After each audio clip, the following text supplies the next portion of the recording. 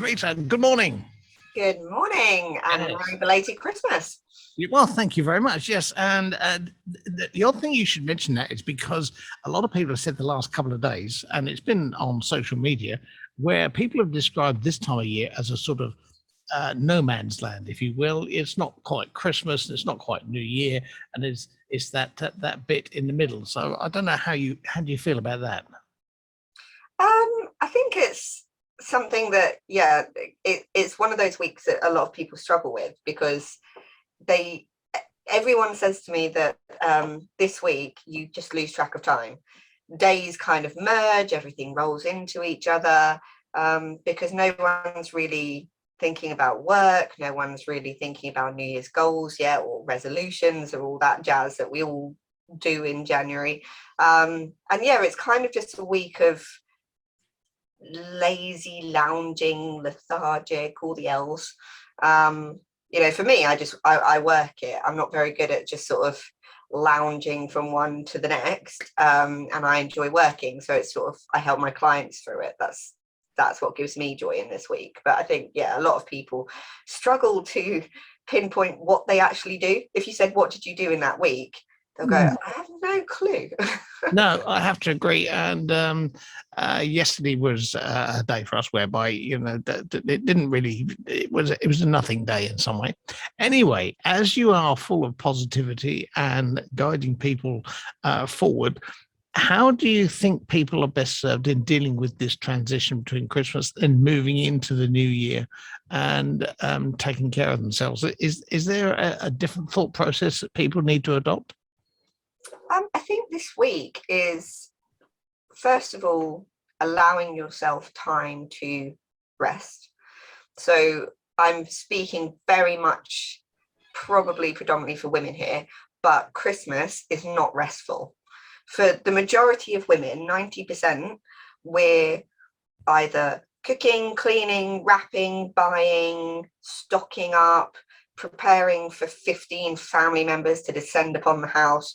You spend your entire Christmas as the sort of host, as it were, looking after everyone else. So you actually lose sight of taking any time for you. And most women get to the end of Christmas, sort of this time, and go, I now need a break to get over the break.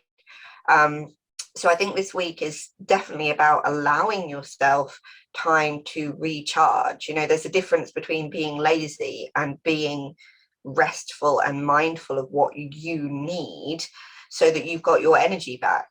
I think also this week is a great week for setting goals, as in not New Year's resolutions. I don't believe in those, to be perfectly honest, but goals for the year. It could be health and fitness, but it could be business.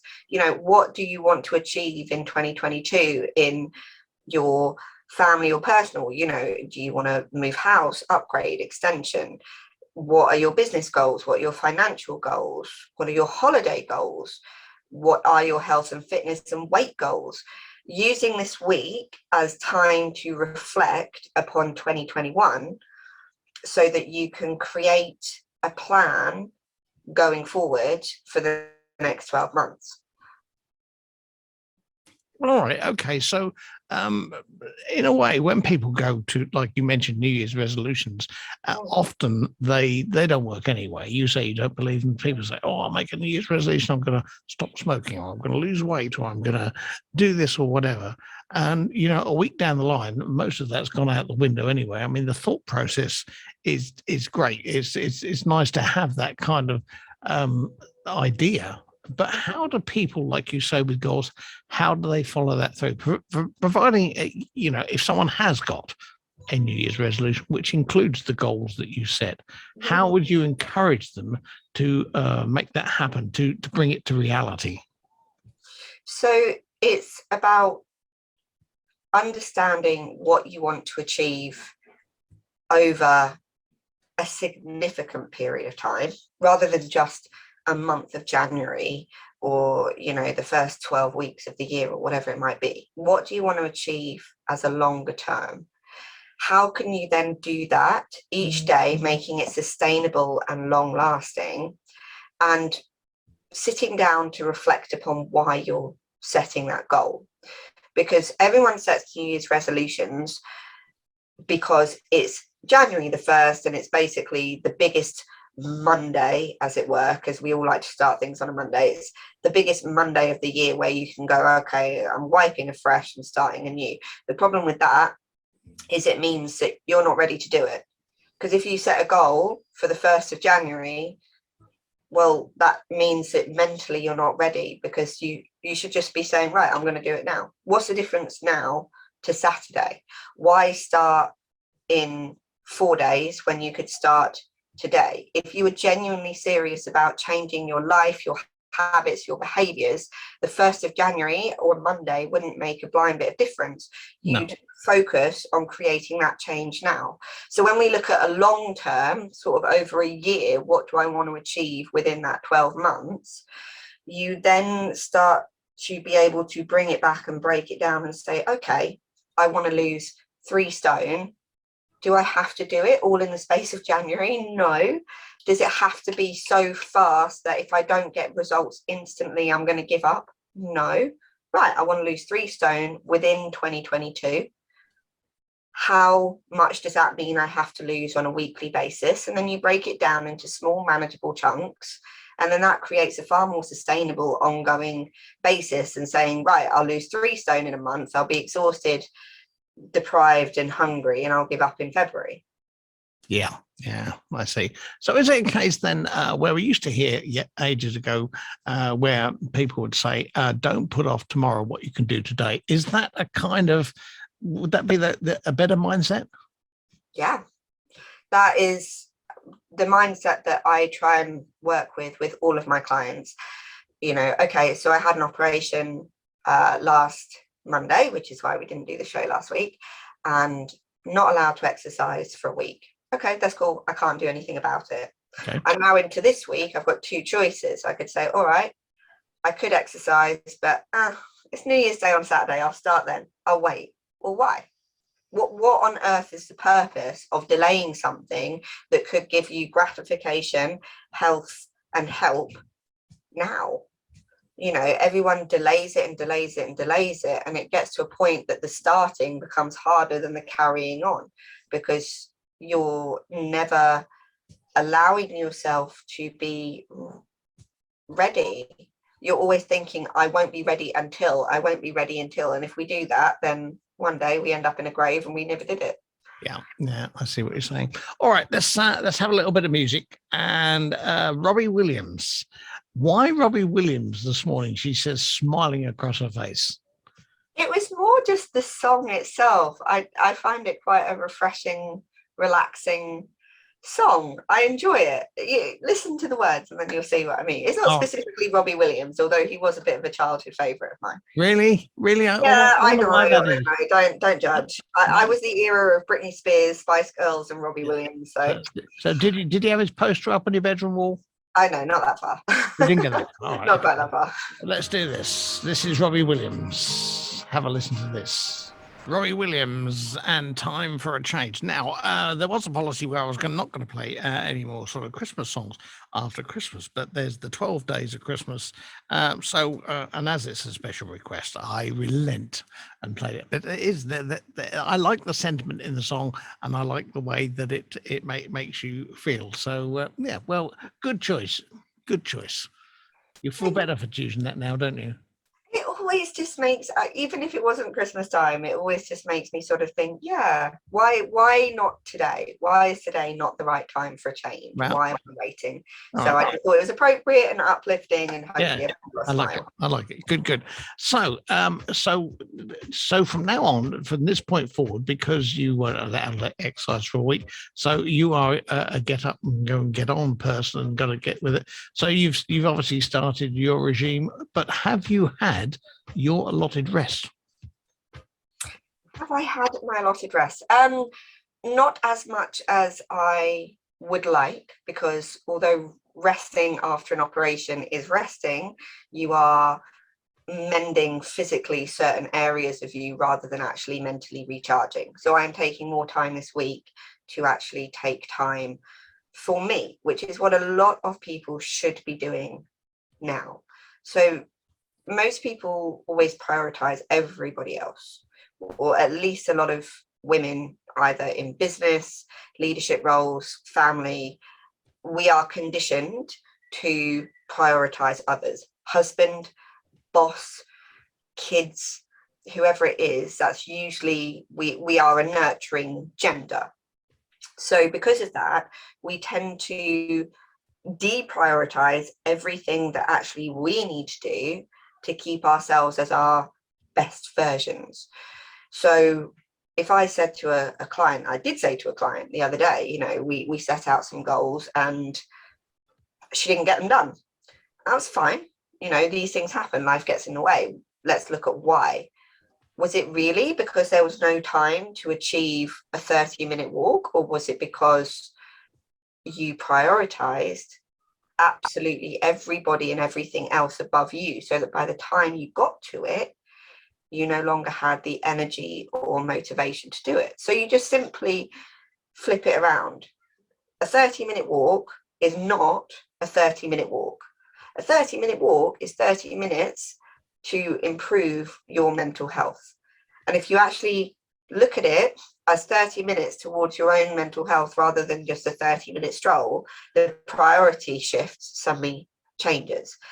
30 minutes of weightlifting or Pilates or Zumba is not just 30 minutes of exercise, it's 30 minutes towards you being physically able to run after your grandkids in 10 years' time. It's 30 minutes towards you reversing type 2 diabetes. It's 30 minutes towards you being able to be more productive at work or more mobile in your life. It's not just 30 minutes of activity, it's 30 minutes building towards the future that you want to create for you.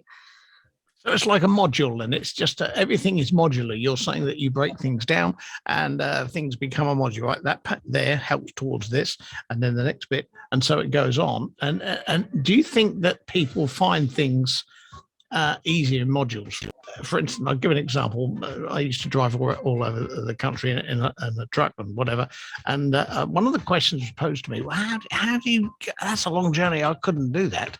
You know, I said, well, what you do is you break it down. You don't go from here to Glasgow in one jump. You know, you might go here to Cambridge and stop for coffee, or you might head to Peterborough, or and then you move on. So you do it in separate chunks. And when I broke a journey down into manageable pieces, it became less of a, it wasn't like A to B. It was, you know, there was broke down. So do you think people should do that in their lives in the such that they do it in more manageable areas? Yeah, so it's about saying, right, what is my end goal? So for you, let's say Glasgow. Okay, this is my end goal for 2022. So when I lost my 5 stone, my end goal was to lose 5 stone. If I thought about that all in one go, it's like, oh God, that's a lot of weight to lose. How can I start? Where do I go? It's like, no, okay, I want to lose 5 stone by this point. How do I then break that down? Well, all right, let's divide it by a set number of weeks. How much do I need to lose a week? Okay, is that realistic? No. All right, let's push the end goal back a bit. Because if it's not realistic, don't do it. If it's not sustainable, don't do it. So, right, I went, okay, let's say we'll add on another 2 months to that 5 stone goal. All right, yeah, that every week is a realistic amount for me to lose, and a realistic amount for me to then be able to maintain, because I'm not going to have to drastically change anything. So I then just went, okay, cool. I'm not going to think about the 5 stone. I just think about that 1 week. What do I need to do in that 1 week? The rest will follow. And if you just focus on the step ahead, then next steps become clear and easier to get to. If you look at the other side of a bridge, it looks a lot farther away. If you just look at putting one foot in front of the other, suddenly you're there and you haven't really noticed. So taking time to rest and recharge allows these goals to become easier to deal with. Because when we're tired, when we're exhausted, when we have spent the whole of Christmas caring for everybody else, our brains aren't able to deal with logical, rational decisions. Everything becomes stressful because we haven't allowed our brain that ability to shut down, switch off, and calm itself before adding on these extra ideas and goals. All right. Well, that's all right. So more manageable. That's the way we like to do it. All right. Well, look, thank you for this week. Enjoy your rest. You deserve it nonetheless. All right. And then you can do 3 60-minute walks to make up for it. No, I'm only kidding. I'm only kidding. Just kidding. Rita, thank you very much. Let's bow out now with Taylor Swift. Why Taylor Swift on this occasion? Because when you sent the information to me, you came across a different way, and it seems to be there's a reason for this. And your face is telling me something else now. So why this particular one? I think Taylor Swift, I find a very interesting character in general. I love her as a woman because I feel that she has thrown off a lot of the conventions that we place upon women in general. And this particular song, Wildest Dreams, because every person listening to this or not, and wherever you might be, every person deserves the chance to fulfill their wildest dreams. We put this word dream on it so that it becomes almost unobtainable. When you say a dream, it's almost not real, it's not tangible, you can't get there. That is what I don't believe. I think anything that you can dream, we can make a reality. And I think life conditions us, society conditions us to fear. You know, look at the news. Okay, COVID is real. You know, I am fully jabbed up and everything, and I can't believe what it's done to the world. But every time I put the news on the media, it's fear. Fear this, fear going out. Go inside yourself and don't look further, because if you look further, bad things might happen.